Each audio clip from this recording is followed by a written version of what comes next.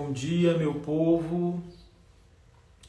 O tema da nossa live de hoje é Ifá e o poder feminino. Esse tema já está batido no meu discurso, né? Porque no momento crucial da história do Ifá no Brasil, quando muitos babalaôs proibiram as mulheres de consultar o Pelé, proibiam as mulheres de acessar Iquim. Isso lá no começo dos anos 2010, eu levantei numa iniciativa muito lúcida, né? Quem recorda do meu histórico no Facebook vai lembrar muito bem disso, que eu me levantei, que eu me ergui contra essa jogatina, contra essa patifaria, contra esse discurso misógino dentro do Ifá, né? Então eu tenho uma série de textos de produções sobre esse tema, que estão presentes inclusive nos meus livros, os ensinamentos que vêm da floresta, Peregrinação e também agora no Sabedoria. Em todos esses 3 livros tem vários textos onde eu discuto o poder feminino dentro do Ifá. Mas nunca é tarde para retomar esse tema. Nunca é tarde para trazer de novo esse tema, né? Nunca é tarde para a gente colocar novamente em pauta um tema que é muito complicado entre nós, sobretudo numa prática dominada por homens, né? E ela não foi sempre dominada por homens, né? O Ifá nem sempre foi dominado por homens, né? Ele tem sido dominado por homens, talvez nos últimos 200 anos por aí. Mas o Ifá sempre teve uma presença maciça de mulheres, de Anifás, que são as iniciadas no Ifá, e também de Alaús, que são as eruditas, né? As mulheres versadas no Ifá. E Anifá é qualquer mulher que possui o Ifá. Toda mulher que possui Ifá é uma Yanifá. Toda mulher que tem Ifá é uma Yanifá. Por quê? Porque Yanifá é aquela que recebeu o Ifá. É um nome que se dá a uma mulher que se dedica ao Ifá. A uma mulher que colocou a sua vida a serviço do Ifá. Essa mulher é uma Yanifá. Ela consagrou a sua vida ao Ifá. Então, esse serviço que a mulher presta ao Ifá, essa dedicação que a mulher presta ao Ifá, dá a ela o título de Yanifá, né? Quando a mulher não é iniciada, quando a mulher não possui iniciação e ela é casada com um babalaô, ela chama Apetebi. Embora esse termo Apetebi é utilizado para as mulheres iniciadas no Ifá cubano. Ele tem sentido de existir, porque uma Apetebi é também uma mulher casada com Ifá, né? Toda Apetebi, ela tem um esponsal, ela é casada com Ifá. Eu costumo dizer que todas as mulheres iniciadas no Ifá, todas as mulheres que possuem Ifá estão casadas com Orumilá. Então elas também podem ser chamadas de Apetebi. Embora o termo é usado costumeiramente para as mulheres iniciadas no Ifá cubano, né? Então, mulheres que foram iniciadas no Ifá cubano, que passaram pela cerimônia de Aofacan, elas são chamadas de Apetebis. No culto tradicional nigeriano, as mulheres iniciadas no Ifá são chamadas de Anifás. E as mulheres que não são iniciadas no Ifá, mas são casadas com babalaôs, elas são chamadas de Apetebi. Oxum foi a primeira Apetebi, porque, como vocês bem sabem, Oxum foi esposa de Orumilá. E ela não era iniciada no Ifá, a priori. Então ela se tornou primeiro uma Apetebi, porque ela era casada com Orumilá. Ela tinha contatos com o Ifá, tinha contatos com a rotina de Orumilá, né? E ela conheceu muito de Ifá por causa desse contato, por causa dessa rotina com o Ifá. Então ela é a primeira Iapetebí, ela é a primeira Apetebí, né? Porque as Apetebis, essas dentro do culto tradicional Yorubá, elas também podem ser chamadas de Iapetebí. Chamar uma mulher de Iá não tem controvérsia nenhuma, sobretudo se ela for mãe. Se ela tiver filhos, ela é uma Iá. Então, o povo no Brasil cria um monte de malabarismo. Não, gente, toda mulher que é mãe é uma Iá. E toda mulher que se dedica ao sagrado pode ser chamada de Iá. Isso na Nigéria, na cultura urubá, é a coisa mais normal do mundo, não é verdade? Então, a Apetebí, essa mulher do Babalaô, ela ganha esse título de Iapetebí porque ela tem uma licença para cuidar do Ifá dele, ela tem uma licença para fazer as coisas da rotina de um Ebé Ifá, diríamos assim. Então ela tem uma importância muito grande dentro do Ebé Ifá, mesmo se ela não for iniciada através dos ritos de Xefá e Tefá. Já a Yanifá, que é a mulher que consagrou a sua vida ao Ifá, ela também é uma esposa de Orumilá, e por ela ser uma esposa de Orumilá, ela é uma Iá, ela também tem funções muito importantes. Porque uma Yanifá é uma candidata a ser Ialaô. Então a Yanifá deve aprender tudo de Ifá. E se o caminho de Alaô está na vida dela, ela deve se tornar uma Ialaô, que é uma versada em Ifá. É uma autoridade em Ifá. Uma Ialaô é uma autoridade em Ifá, como um Babalaô. Então, a Ialaô é o Babalaô de saia.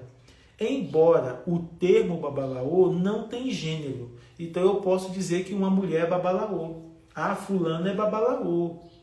Ciclana é Babalaô. Por que eu posso usar esse termo? Porque nem a palavra babá, nem tampouco a palavra o no Yorubá tem gênero. Então, você pode usar babá para mulher sem problema nenhum, porque essa palavra não tem gênero. Ela costumeiramente é traduzida como pai. Então, a gente costumeiramente traduz babá como pai e traduz iar como mãe. Mas o termo babá, como diz Oyeronke Oyeomi no seu livro A Invenção das Mulheres, é um termo com múltiplos significados. Entre eles, babá também pode ser professor, babá também pode ser mestre, babá também pode ser o mais velho, babá também pode ser o ancião respeitado daquela localidade, babá também pode ser uma pessoa que possui um lugar muito distinto para aquela comunidade, para aquela aldeia, para aquele grupo. Então, na tradição iorubá e na própria linguagem, né, na própria língua iorubá, os termos não estão aprisionados ao gênero como na língua portuguesa e em muitas línguas latinas, né? Então, os termos, muitas palavras em Yorubá, elas são palavras moventes, né? São palavras carregadas de fluxo.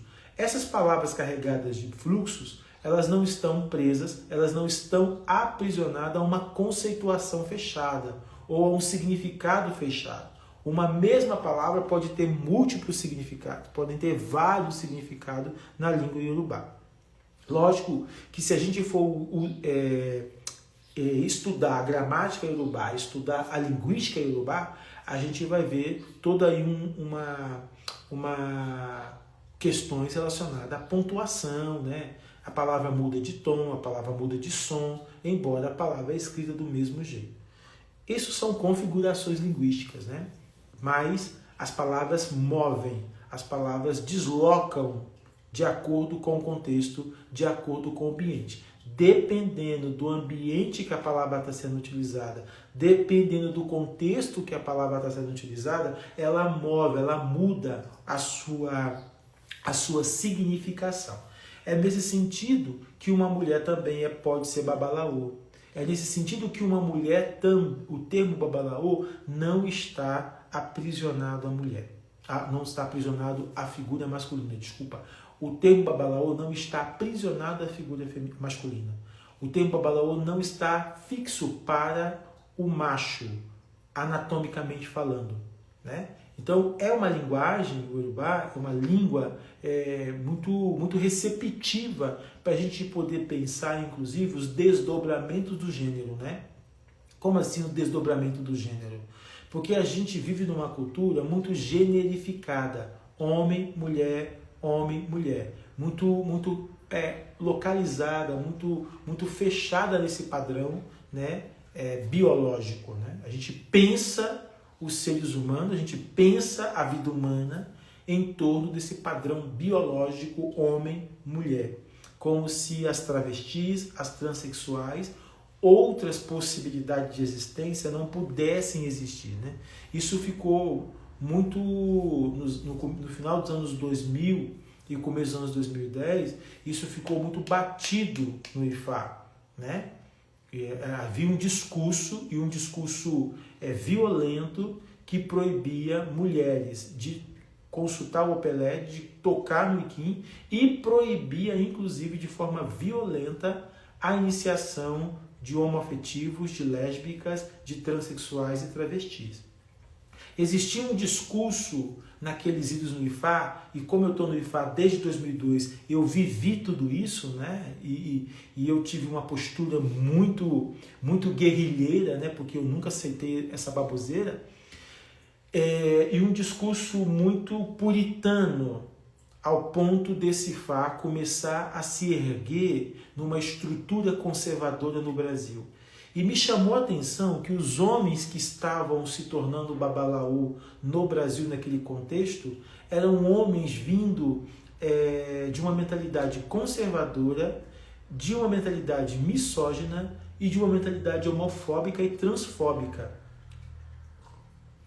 Isso, de certa forma, vigora no IFA. Se vocês fizerem uma leitura minuciosa e fazer uma análise altamente criteriosa, vocês verão que muito desses babalaôs antigos estão carregados desse tipo de discurso, estão carregados desse tipo de percepção, né? Eu recebo muito relato, mas muito, de mulheres vivendo situações calamitosas na relação com esses babalaôs, desde abuso moral, desde abuso sexual e outras formas de violência, para você ver como um dispositivo de poder pode enquadrar a pessoa, gerando nela medo, gerando nela traumas e inclusive gerando nela dificuldade de mobilidade, porque eu recebi relatos de mulheres tão acuadas que elas mesmas não conseguiam se retirar dessas relações de opressão e de violência de todos os tipos. Isso tem a ver, muitas das vezes, com fatores históricos e fatores sociológicos e também fatores psicológicos. Mulheres que submetem esse tipo de relação, mulheres que se enquadram e são levadas a ter relação com esse tipo de homens que manifestam de forma muito nítida a sua misoginia e o seu atrapalhamento emocional em relação a esses processos. O mesmo vale para homoafetivos, o mesmo vale para transexuais. Você, mulher, você homossexual, lésbica, travesti, transexual, que percebe que o seu babalaô, ou também a sua ialaô, porque tem mulheres que são refém dessas diabrulhas, você percebe que o seu sacerdote, seja ele de candomblé, de umbanda, de quimbanda, do que for, tem esse tipo de postura, você precisa levantar sua anteninha antecipadamente e cair fora, não produzir essa relação, né? Eu não estou falando de uma relação que se dá no molde normal, natural. Toda relação pode ter conflito, toda relação pode ter dificuldade, ninguém precisa levar a vida no conto de fada como Alice no País das Maravilhas. Relações têm conflito. Eu estou falando não disso. Eu estou falando mesmo de relações de opressão, relações abusivas, né? Relações que colocam a pessoa num enquadro, num condicionamento muito delicado. E como a pauta é o poder feminino, e contribuir nessa live com a restauração e a compreensão desse poder feminino dentro do IFA, é exatamente abrir mão é de uma perspectiva, de uma prática dentro do Ifá que passa por esses ditames de opressão e esses ditames de sucumbimento, de subjugação das outras formas de expressão de sexualidade, de afetividade e de humanidade e, sobretudo, de existência. Então, é importante a gente tomar consciência disso na amplidão que isso requer. O Ifá antigo, como eu gosto de dizer, ele se instaura, ele se ergue a partir do poder feminino. Eu dizia, uma certa feita, que é o poder da mãe, do grande útero, chamado Ibadu, ou Oidu Olubodje, que produz aí todo o mistério, toda a magia do que é Ifá. Muita gente não sabe, mas os babalaôs, os oluôs e os iniciados no Telodu cultuam uma divindade feminina chamada Odu Olubodje. Odu Olubodje é Ibadu, é a grande mãe da existência, é o grande útero divino, é a grande senhora que produz todas as coisas. Essa divindade chamada Odua, ou Odu Olubodje, ou Odudua, apesar de ter controvérsias aqui, porque o termo Odudua também é utilizado para o guerreiro que conquistou Ileifé, né, e fundou a cidade de Ileifé, e fundou a civilização denominada Yorubá, mas existe Odudua, a contraparte feminina, juntamente com a outra parte masculina, que é o Batalá, que é uma emanação do feminino e do masculino de Olodumare. Então, Olodumare teve duas emanações imediatas: Odudua, o negro, o útero, o feminino, o poder feminino, e Obatalá, o masculino, o poder masculino, o branco, o poder de expansão. O Batalá simboliza o poder da expansão. Odudua, o negro, a negra, simboliza o poder da contração. O Batalá representa o dia, tanto é que ele também é celebrado como Olojouni, né? O Senhor do Dia. E Odudua representa a noite, a escuridão, o mistério. O útero é escuro. O útero é o tempo todo noite. A vida se organiza na noite, na escuridão, né? Essa Odudua, que é uma emanação do poder feminino de Olodumare, não tem nada a ver com Odudua, que é o conquistador de Ileifé, o criador, né, o fundador da cidade de Ileifé, a cidade primordial. Embora, gente, há muita controvérsia em relação a isso, há muitos discursos, há muitas falas, há muitas narrativas, e você precisa de seguir uma narrativa racional. A minha narrativa racional, depois de ter vasculhado muitas fontes e conversado com muitos babalaôs e urubás, com muitas iás da terra Yorubá, eu cheguei à conclusão de que o Odudua não é Odudua, o patriarca de Ileifé. Odudua é a grande mãe divina, a senhora do útero, como o próprio nome dela diz, Odudua. Odu é a palavra Yorubá para útero. Útero em Yorubá é Odu. Então, Odudua é feminino. Obatalá, o rei do pano branco, é uma divindade masculina. Inclusive, se você pega a narrativa cosmológica da Gênese Yorubá, você vai ver que houve uma guerra entre Obatalá e Odudua. Houve uma guerra entre o povo de Obatalá e o povo de Odudua para ver quem dominaria a terra, o governo da terra. Essa guerra, esse conflito entre o povo de Obatalá, o povo do branco, e o povo do negro, o povo do Odudua, essa narrativa cosmológica acabou sendo impregnada de uma narrativa terrestre que acabou fundamentando a conquista do conquistador Odudua, diríamos assim, a Ileifé. Porque acredita que antes desse Odudua, patriarca, conquistar Ilé-Ifé, Ilé-Ifé era governada pelo clã de Obatalá.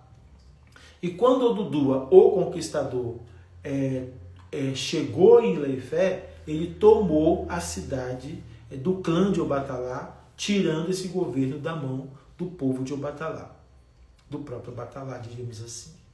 Essa narrativa terrestre, ela acaba confundindo com a narrativa celestial. Porque na narrativa celestial, como narra o Odu Ofumeji, na terra, no Aie, o povo de Obatalá e o povo de Odudua entraram em conflito, entraram em guerra. E nessa guerra, os partidários de Obatalá, os partidários de Odudua se tornaram inimigos. O Odu Ofumeji narra de forma muito exuberante que foi o orixá Orumilá, o orixá da sabedoria, que vendo que aquele conflito não terminava nunca, foi até a casa de Odudua e propôs para ela a paz de Obatalá. Da mesma forma, ele vai à casa de Obatalá e propõe a Obatalá a paz de Odudua. Essa narrativa também acaba descrevendo a fundação do culto de Oboni, porque o culto de Oboni nada mais é do que o culto da irmandade, diríamos assim, do poder de Obatalá e do poder de Odudua. O símbolo de Edã, representado por um boneco masculino e por um boneco feminino, ou por duas imagens, por dois ícones, digamos assim, um masculino e um feminino, representa exatamente a unificação do poder feminino e do poder masculino. A sociedade Oboni, da qual eu sou Luo e faço parte, ela é exatamente a sociedade do poder feminino e do poder masculino. Os Obonis, nos tempos antigos, eram responsáveis por manter a ordem no mundo, por resguardar a paz no mundo e por manter a tradição distante das atitudes perversas dos incautos e dos facínoras. O poder de Oboni tinha a ver com a preservação da dignidade da vida e, sobretudo, a preservação do culto ancestral na terra. Os Obonis tinham função policial porque eles representavam esse poder originário de Olodumare, manifestado em Odudua, o poder feminino, e manifestado em Obatalá, o poder masculino. Os Obonis reuniram esse poder através de uma aliança, de uma unidade entre Odudua e Obatalá. O culto Oboni representa essa unidade, representa esse parâmetro. Lógico, os anos passaram, e se a gente fosse falar de Oboni na contemporaneidade, a gente teria que fazer aí um monte de acertos críticos, Mas eu pretendo fazer uma live com esse tema em outro momento. O que importa aqui é entender que nos primórdios, esse poder feminino estava ali garantindo o seu espaço, garantindo a vida. Por quê? Enquanto o poder masculino, o poder do branco de Obatalá, representa a espiritualidade, o poder feminino, o poder do negro de Odudua, de Odu Olubodje, representa a materialidade. O masculino está ligado ao espiritual. O feminino está ligado ao material. Por quê? São as mulheres que geram todas as coisas. São as mulheres que produzem todas as coisas. Se você vê como uma mulher iorubá funciona, ela funciona com uma independência muito majestosa. Ela faz a vida acontecer. Elas estão no mercado, elas estão nas vendas, elas estão em todos os lugares, com seus filhos nas costas, carregando cestos na cabeça e movimentando a vida, movimentando o mercado. Essa independência da mulher fala desse lugar de poder que ela tem de mobilizar, de movimentar e de gestar a própria sociedade, a própria comunidade. Quando isso esbarra no culto ancestral, essas mulheres são mantenedoras e são guardiãs desses cultos. É porque a gente está acostumado a ver somente os homens iorubás aparecendo nas redes sociais, Mas existem muitas mulheres que nos bastidores estão sustentando, salvaguardando e protegendo seus legados ancestrais. Mulheres que dominam os ritos, mulheres que dominam as cantigas, mulheres que dominam todo o léxico ritualístico daquele orixá, daquela deidade, daquela divindade. Essas mulheres são detentoras de poderes ancestrais que muitas das vezes não são visibilizados e não são visibilizados inclusive por causa do poder masculino que está muito atrelado ao poder cibernético. As redes sociais é um espaço muito forte, muito viril de poder masculino. Se você fizer uma análise atenta, você vai ver que esse espaço cibernético é dominado por homens. Esse espaço cibernético ele é um espaço de evidência de narrativas masculinas, né? Então, por isso que a gente quase não vê essas mulheres africanas, essas mulheres iorubás, mobilizando o sagrado e fazendo o sagrado acontecer. Para mim, que estive na Nigéria por longos dias, por mais de um mês, eu pude constatar com os meus olhos, com a minha observação, o quanto isso é real. O quanto essas mulheres mobilizam a existência, mobilizam o rito, mobilizam o culto e mantêm ele protegido, né? Então não é porque a coisa não se visibiliza que ela não existe. Não é porque existe toda uma estrutura que contribui com esse apagamento, com essa invisibilidade, que ela não está ali resistindo.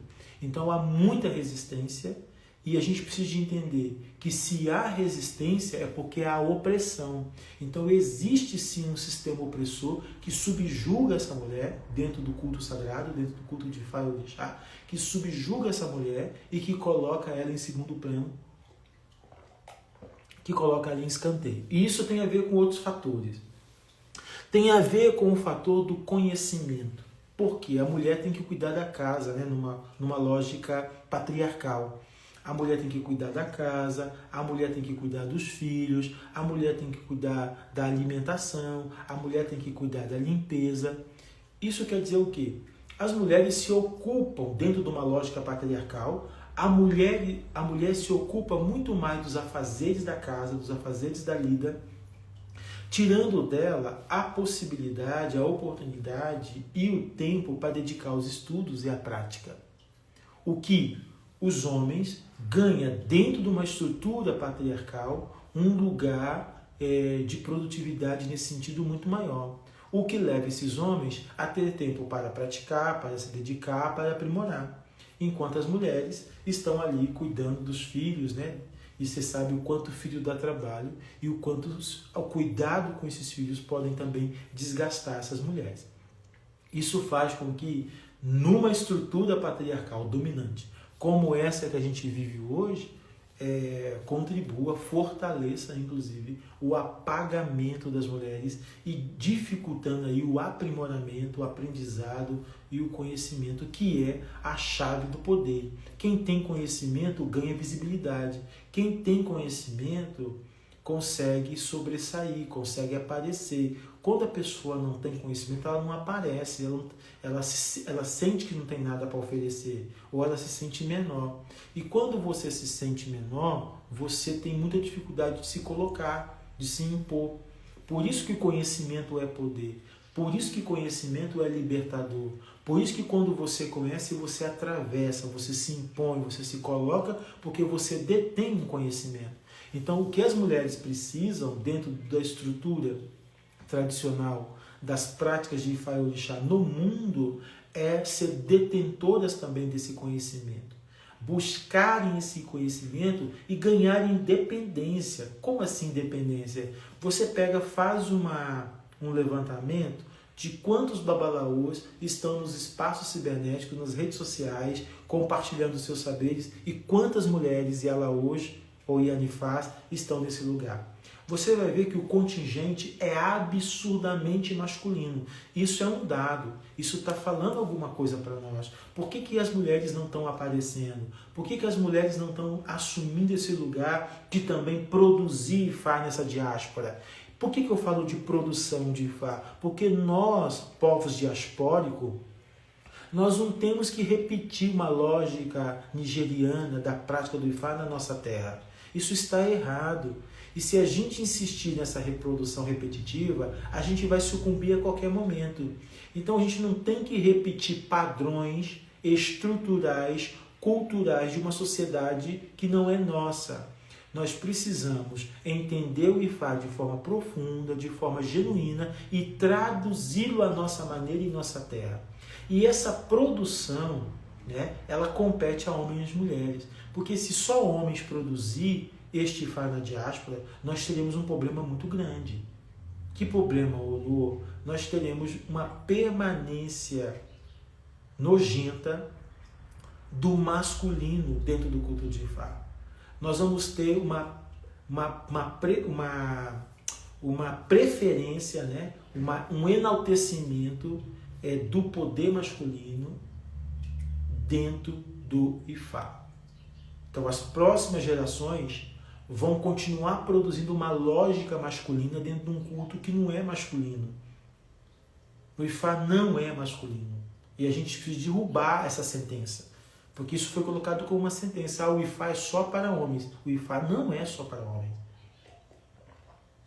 O Ifá é para homens e para mulheres. O sagrado é para homens e para mulheres. Não tem essa de que o sagrado é só para homens. O sagrado é para homens e para mulheres. A estrutura de sociedade modificou. A estrutura de sociedade iorubá antiga não é patriarcal. Entende? A estrutura de sociedade iorubá antiga não era patriarcal. A estrutura de sociedade iorubá moderna, contemporânea, é patriarcal e influenciada pelo colonialismo, sobretudo pelo colonialismo britânico, porque foi a Inglaterra que colonizou a Nigéria. Então tem muita influência desse colonialismo britânico e esse patriarcalismo britânico que dominou a Nigéria inteira e influenciou não só as tradições antigas iorubá, como o islamismo, como o cristianismo e por aí vai. Nós, no Brasil e na diáspora em geral, também vivemos uma estrutura patriarcal europeia de dominação colonial. Cabe a nós romper com essa estrutura, embora vivendo nela, e construir possibilidades de entendimento que atravessa esse tipo de situação. O candomblé, inicialmente falando, ele foi, se você pegar a história do candomblé, você vai ver que ele, na sua origem, ele tem exatamente esse... Agora, você veja, né? No final do século XIX, um grupo de mulheres, muitas delas analfabetas, conseguiram entender que existia um dispositivo em torno delas de poder masculino que invisibilizavam elas. Então essas mulheres começaram a liderar confrarias. Elas entenderam que essas confrarias eram lugares de poder, eram lugares de autenticidade. Então o candomblé e as confrarias, as irmandades, né, em torno do catolicismo popular, foram lideradas por mulheres. Essas mulheres tiveram iniciativas de coordenar coletivos gigantes, né, onde elas davam direções e dominavam toda uma estrutura em torno delas. Então, quando esse grupo de mulheres relacionado à tradição de orixá começa a se organizar em comunidades alicerçadas, comunidades emparelhadas, né, porque essas comunidades terreiras, ela tinha grupos familiares conectados a elas, né, vide a própria estrutura que está por trás do Leaxé Pofojá, é uma estrutura familiar, né, de conexão familiar, de rede, né? Isso criava um sistema de poder muito forte, isso legitimava um sistema de poder muito autêntico, não é verdade? Então veja bem, essas mulheres tiveram a iniciativa de criar essas estruturas de poder, e essas estruturas de poder religioso, espiritual, sagrado, tinha efeitos, tinha influências, tinha projeções sobre o próprio mercado, porque essas mulheres dominavam as suas comunidades, lideravam as suas comunidades e estavam nos mercados populares vendendo teus quitutes e teus balangandãs. O que eu quero dizer com isso? Que uma estrutura de poder precisa mobilizar, precisa movimentar a sociedade de uma outra maneira, sair do repetitivo, sair do padrão e criar outras maneiras, outras possibilidades de existir. Tem uma antropóloga americana, eu não gosto muito dela, eu tenho muita preguiça dela, mas como antropólogo eu precisei de estudar, precisei de ler. E o texto dessa antropóloga, o livro dessa antropóloga, acaba sendo um referencial para a gente entender uma questão de contexto, né? Mesmo que a gente não goste da literatura, mesmo que a literatura não representa a gente, ela pode ser interessante da gente ler para a gente entender uma questão de contexto. Eu estou falando de Ruth Landis. É uma antropóloga americana que veio ao Brasil nos anos 30, 40 para estudar o candomblé, sobretudo as mulheres de candomblé. E ela escreveu uma tese chamada A Cidade das Mulheres. Aonde a tese dela tem relevância, apesar do monte de baboseira que ela diz em alguns momentos. A tese dela tem relevância quando ela começa a mapear a estrutura de poder dessas mulheres no mercado e nas comunidades de terreiro. Ali, a gente consegue entender, com um olhar sociológico, um olhar antropológico, a mobilidade que essas mulheres precisaram de fazer para garantir espaços de poder. Então, se você vai pensar o candomblé na sua estrutura inicial, ele é uma instituição, a única no mundo, e eu faço questão de tornar esse elogio público, eu sempre digo isso, mas eu gosto de repetir, o candomblé do Brasil é a única instituição religiosa no mundo altamente organizada numa proposta estrutural que garante a manutenção e a preservação do poder ancestral. Não existe nada disso em nenhum outro lugar do mundo. Por isso que a gente precisa, quem é de candomblé, né? E aí todos nós somos de candomblé, né? Porque candomblé no Brasil é significante de uma estrutura ancestral garantida em torno de orixá.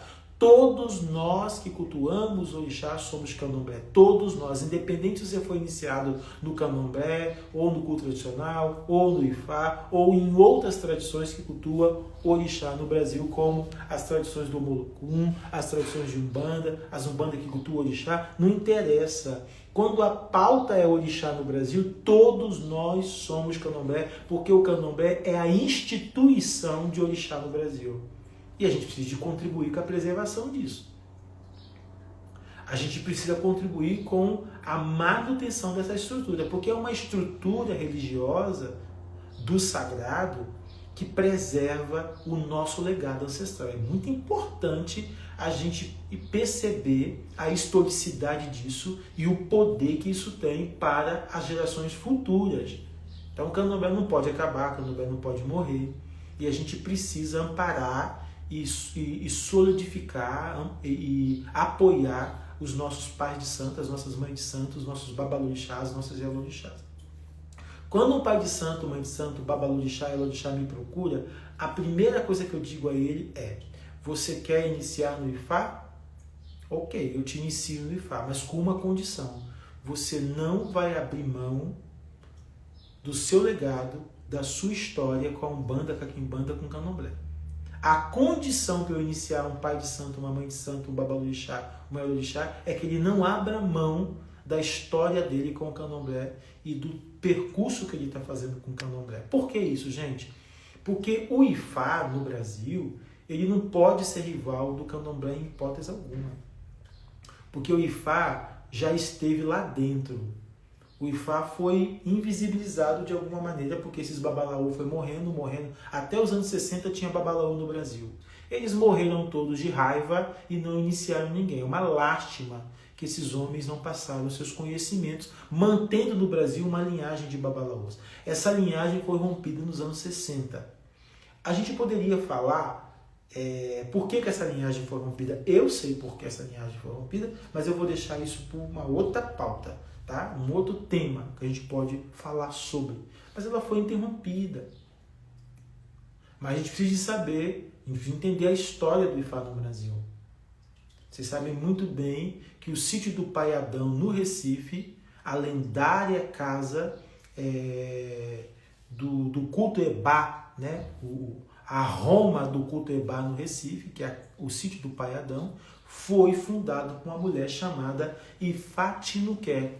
Essa mulher, Ifá Tinuqué, era iniciada no Ifá, ela mesma possuía o seu Ifá, com certeza ela era uma Yanifá, uma Yalaô, e ela também era iniciada para Iemanjá Ogunté.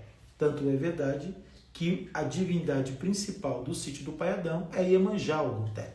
Então, existe aí vários elementos históricos para a gente poder pensar o quanto o Ifá esteve presente nessas origens, não só na Bahia, mas também no Recife, no Rio Grande do Sul. A gente não pode esquecer do Rio Grande do Sul. O Rio Grande do Sul tem uma tradição de orixá muito antiga, muito peculiar, muito que não tem nada a ver com as tradições de orixá do Nordeste do Brasil e do Sudeste. Não tem nada a ver. O Rio Grande do Sul tem uma tradição antiga, porque muitos africanos e iorubás, né, foram para aquela região do Rio Grande do Sul, e ali eles estruturaram um estilo de prática do orixá muito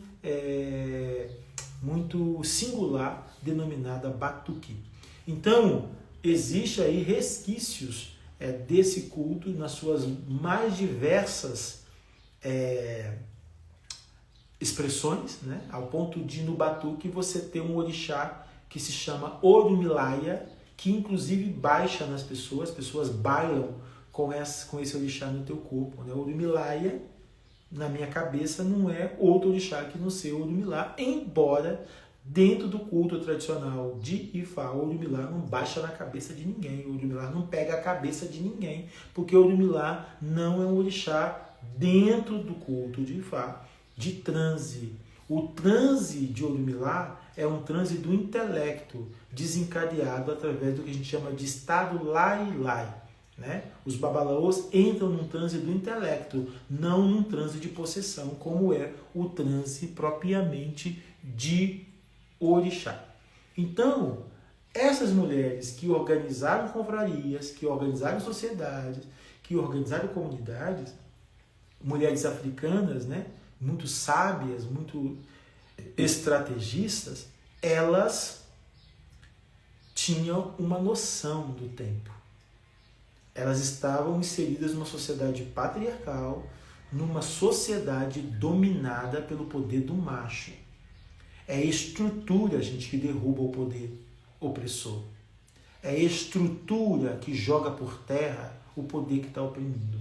Se a gente não se organiza, se a gente não legitima estruturas de poder em torno da gente, a gente vai continuar sendo engolido por estruturas de poder patriarcal e o pior, de estrutura de poder patriarcal branco. Estrutura de poder patriarcal branco que, inclusive, tem contribuído, desculpa o que eu vou dizer, não se sinta ofendido, tem contribuído com o esfacelamento, o deterioramento das nossas práticas ancestrais.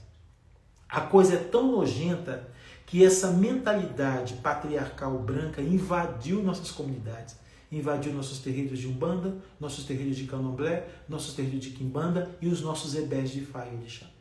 Invadiu. Quando eu falo invadiu, eu quero dizer o quê? A mentalidade, gente. O problema não é ter branco ou não ter branco. Ifá e Orixá é para todo mundo, para todas as pessoas. Mas quando as nossas estruturas ancestrais começam a ser dominadas por uma mentalidade branca, patriarcal, misógina, etc., a gente muda a nossa mentalidade ancestral negro-africana. A gente perde valores negros africanos. A gente perde tecnologias e manejos nas nossas relações que são típicos da nossa herança africana, iorubá, banto, nagô, que seja. É esse tipo de mentalidade invasiva, tóxica que eu tenho denunciado. E tem gente dizendo por aí que eu sou contra branco, ser de candomblé, de Ifá. É uma patifaria, gente que não tem o que fazer, eu nunca disse isso. Eu sou contra a mentalidade branca. Eu sou contra o branquismo, sou contra a branquidade, sou contra a branquitude. Eu sou contra mudar a mentalidade negro-africana das nossas práticas ancestrais. Com toda certeza, sem dó nem piedade. Um branco que toma a decisão de iniciar no Ifá, de iniciar em Orixá, de iniciar nas práticas africanas originárias e diaspórica, ele precisa ter essa consciência, gente. Precisa ter essa consciência. Eu vou para mudar minha mentalidade. Porque a mentalidade branca é destrutiva, é colonial, é separatista, é divisória, é fascínora, é assassina, é violenta. Essa mentalidade que vigora no mundo, essa mentalidade que domina o mundo, a gente sabe o que ela é capaz de fazer. Agora, existem outras mentalidades. Mentalidades indígenas, mentalidades aborígenes, mentalidades africanas. A mentalidade de povos que vivem na periferia, de povos que estão na margem, que estão ofertando outras maneiras de viver, outras maneiras de compartilhamento da vida. E o quanto isso é difícil? Sabe por que tem sido cada vez mais difícil? Porque nós estamos dominados pela branquidade. Não é somente branques, que estão dominados pela branquidade. Homens brancos, homens negros, homens indígenas, mulheres brancas, mulheres negras, mulheres indígenas, etc. Todos nós somos refém da branquidade. A branquidade é violenta com brancos, negros, indígenas, quilombola, etc. Porque a branquidade é um paradigma nocivo. Então o próprio branco, ele é refém dessa diabrura. A maioria dos negros na África, infelizmente, estão refém dessa diabrura. A maioria dos negros no Brasil, infelizmente, estão reféns dessa diabrura. Estão doentes, porque a branquidade é doença.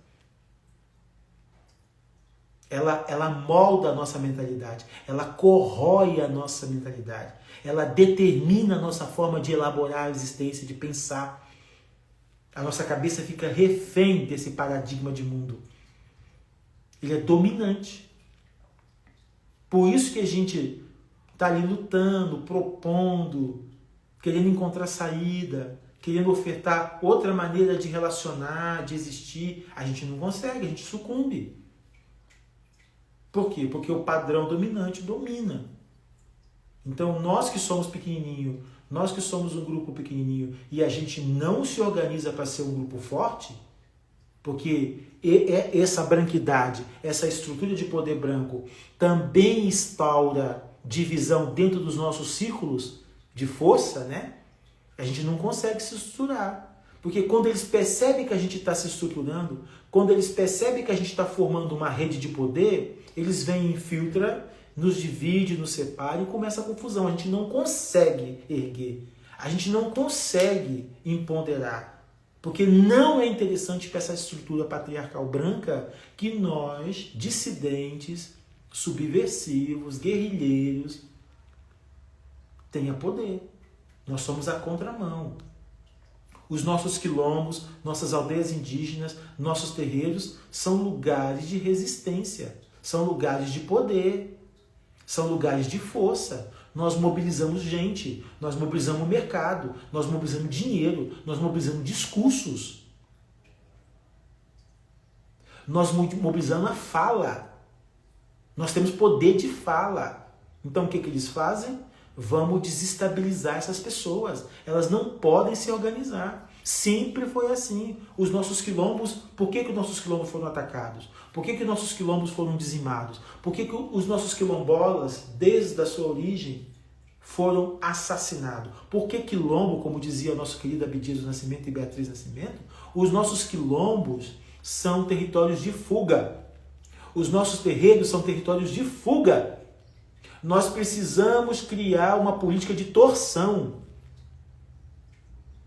E há iniciativas para isso. O que é uma política de torção? Como dizia Beatriz Nascimento, é uma política que vai na contramão do que está vigente. De torcer mesmo. Porque os nossos espaços de resistência são espaços de fuga. É onde a gente se refugia. São espaços de guerrilha. Para sobreviver numa sociedade que quer nos dizimar. Agora, dos anos 2000 para cá, e agora em 2025 isso está gritante, o que a gente está percebendo? Uma modelação dos nossos territórios de resistência dentro do padrão da branquidade. Olha que interessante. Então nós estamos encontrando o que a gente não viu no começo. A gente está tendo pai de santo conservador, mãe de santo conservadora, e Yalorixá bolsonarista, pai de santo homofóbico, misógino, gente completamente tapada, dominando esses espaços. E nós nascemos para ser resistência. Nós nascemos para ser território de fuga. Como eram os quilombos, como eram os terreiros, como eram nossas práticas antigas. Nós não nascemos.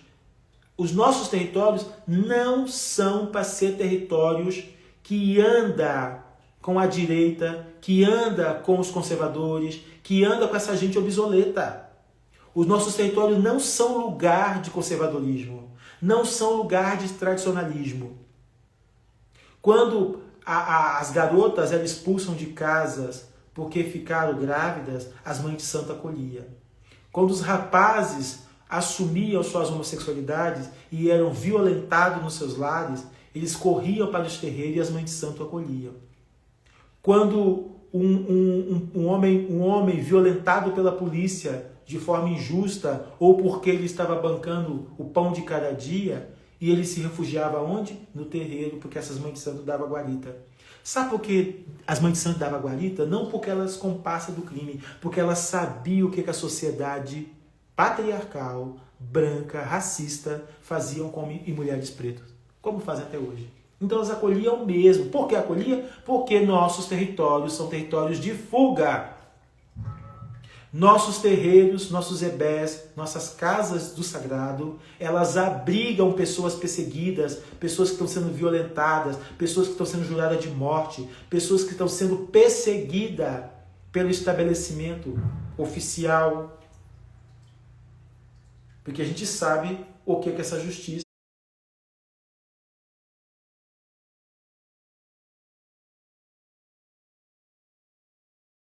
Coisa alguma para a gente ser comparsa de uma perspectiva branca, de direita, conservadora, de discurso homofóbico, misógino, transfóbico. Não dá. Os nossos territórios não podem se alicerçar nesse tipo de paradigma. É contra o orixá, é contra axé.